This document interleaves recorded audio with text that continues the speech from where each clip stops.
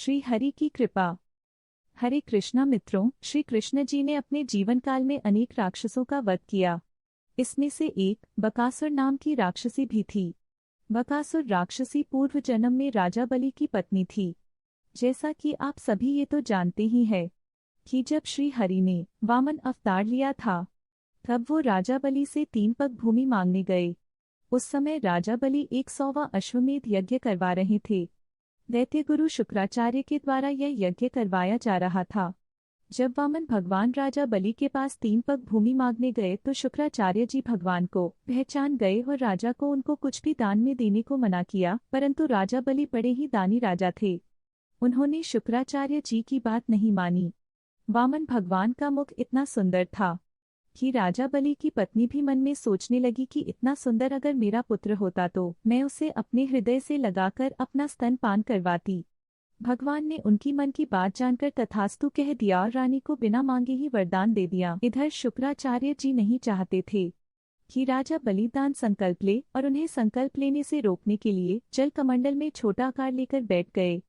राजा बलि ने संकल्प लेने के लिए जल कमंडल लिया, पर कमंडल से जल बाहर नहीं आया, क्योंकि कमंडल में शुक्राचार्य जी ने जल निकलने वाले स्थान को बंद कर दिया था।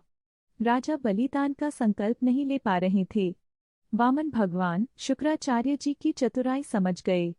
भगवान ने एक लकड़ी की सीख लेकर छेद में डाल दिया, जिसे शुक्राचार्य जी की एक आंख फूट गई और वो दर्द से चीखते हुए बाहर आ गए। अब राजा बलि ने दान का संकल्प लिया। वामन भगवान ने 2 पग में ही संपूर्ण ब्रह्मांड को नाप लिया।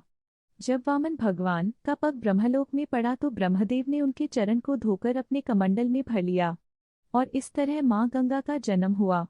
माता गंगा श्री हरि विष्णु जी के चरणों का ही जल हैं। और तीसरे पग को राजा बलि के सर पर रखकर राजा बलि को पाताल लोक भेज दिया। तो राजा बलि की पत्नी के मन में विचार आया कि इतना कपटी पुत्र यदि मेरा होता तो अपने स्तन में विष लगाकर उसे पिलाकर मार देती।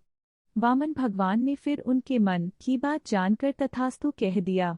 जब भगवान का कृष्ण अवतार हुआ तो राजा बलि की पत्नी ने बकासुर नाम की राक्षसी के रूप में जन्म लिया था और अपने स्तन में विष लगाकर नन्हे कृष्ण को मारने को गई थी, जिनका वध कृष्ण भगवान जी ने किया था, जिसे हम सब पूतना के नाम से जानते हैं।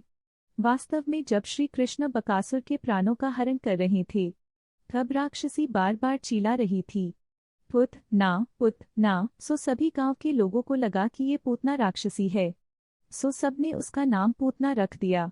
कहानी पसंद आई हो तो प्लीज़ लाइक करें, सब्सक्राइब करें और शेयर करें। Thank you.